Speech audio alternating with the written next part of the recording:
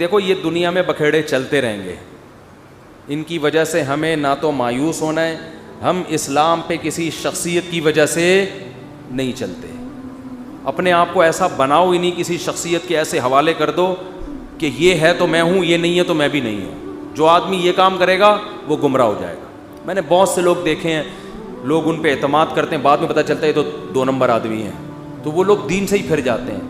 جب نبی کے بارے میں قرآن نے کیا کہا, دیکھو غزوہ احد میں رسول اللہ صلی اللہ علیہ وسلم کی شہادت کی افواہ پھیل گئی, جھوٹی خبر, بہت سے صحابہ حواس باختہ ہو گئے.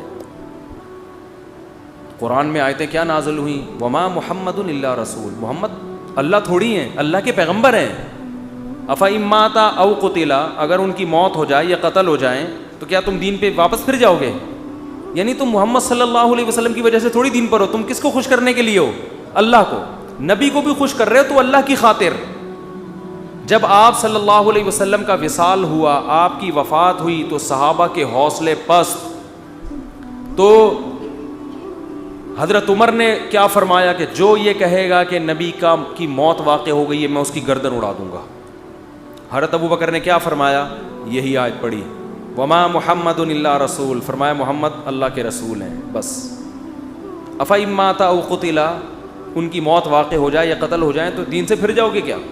پھر آپ نے فرمایا یا ایھا الناس, اے لوگو, من کان منکم یعبد محمدا فإن محمدا قد مات, تم میں اگر کوئی محمد کی عبادت کرتا تھا صلی اللہ علیہ وسلم تو محمد پر موت واقع ہو چکی ہے. ومن کان منکم یعبد اللہ, اور تم میں کوئی اللہ کی عبادت کرتا تھا.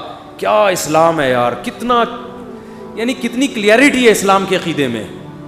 اور یہ اعلان وہ کر رہا ہے جو محمد کا سب سے چہیتا ہے صلی اللہ علیہ وسلم, جو سب سے چہیتا ہے, جس کو سب سے زیادہ غم ہوا ہے آپ کے بچھڑنے کا, اس کی ایسی تربیت ہوئی ہے کہ بھائی میں اصل نہیں ہوں, اصل کون ہے؟ اللہ. تو کیا خطبہ دے رہے ہیں, ادھر صحابہ غم میں رو رہے ہیں, جانور ہلاک ہو رہے ہیں غم میں, جو نبی جن پر سواری کیا کرتے تھے. آپ کی اونٹنی جس پر آپ سوار ہوتے تھے وہ غم میں مر گئی, بھوکی پیاسی مر گئی وہ. لیکن ابو بکر کیسا قوم کو سنبھالا دے رہے ہیں اور کہہ رہے ہیں یا ایھا الناس, اے لوگو, تم میں جو محمد کی عبادت کرتا تھا فإنہ قد مات, محمد صلی اللہ علیہ وسلم پر موت واقع ہو چکی ہے. قد لگا دیا تحقیق کے لیے. ومن کان منکم یعبد اللہ, اور تم میں جو اللہ کی عبادت کرتا ہے, اللہ کی غلامی کرتا ہے, فإنہ حی لا یموت, وہ آج بھی زندہ ہے, اس پر موت واقع نہیں ہوگی. یعنی وہ حیران تھے تمہیں کیا ہو گیا, کوئی اچھمبے کا کام تھوڑی ہوا ہے یہ, وہ تو بشر ہے, انسان ہے, انہوں نے تو دنیا سے جانا تھا, ہم تو اللہ کے لیے دین پہ چلے ہیں. کسی شخصیت پر اتنی قربانی نہیں دی جاتی. کسی شخصیت پر اگر قربانی دی جا رہی ہے تو کس کی وجہ سے؟ اللہ کی وجہ سے, اللہ راضی ہو رہا ہے. دیکھو قرآن میں نا بڑے علمی نکات ہیں. قرآن کہہ رہا ہے یعتذرون الیکم اذا رجعتم الیہم لترضوا عنہم. قرآن کہ لتعرضوا عنہم ہے لترضوا عنہم, کوئی حافظ نہیں بیٹھا ہوا. لترضوا عنہم فإن ترضوا عنہم فإن اللہ لا يرضى عن القوم الفاسقین. اے نبی, جب آپ غزوہ تبوک سے واپس پہنچیں گے تو یہ جھوٹی قسمیں اٹھائیں گے تاکہ آپ ان سے راضی ہو جائیں, خوش ہو جائیں. اگر آپ خوش ہو بھی گئے, اللہ پھر بھی خوش بولو نہیں ہوگا. دیکھو یہاں نبی کو خوش کرنے کا ثواب کیوں نہیں مل رہا؟ کیونکہ یہاں نبی کو خوش کرنے سے مقصد اللہ کو خوش کرنا نہیں ہے. تو قرآن کہہ رہا ہے ایسی خوشی کا میں ایسی خوشی پہ خوش نہیں. اور کعب ابن مالک, مرارہ ابن ربی اور ہلال ابن امیہ, ان 3 صحابی نے سچ بول کے نبی کو ناراض کر دیا.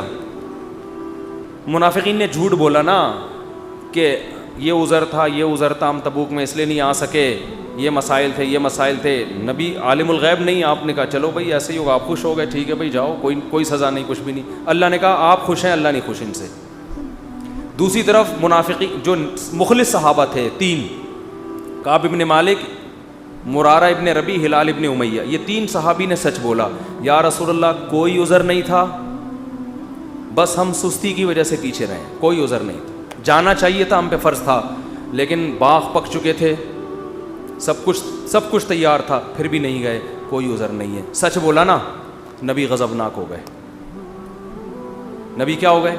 اس لیے نہیں کہ سچ بولا ہے، اس لیے کہ جب کوئی عذر نہیں تھا تو پیچھے رہنے کا کوئی جواز بنتا نہیں. آپ نے فرمایا قم، جاؤ یہاں سے، حتی یقضی اللہ فیکم، اللہ فیصلہ کرے گا تمہارے بارے میں.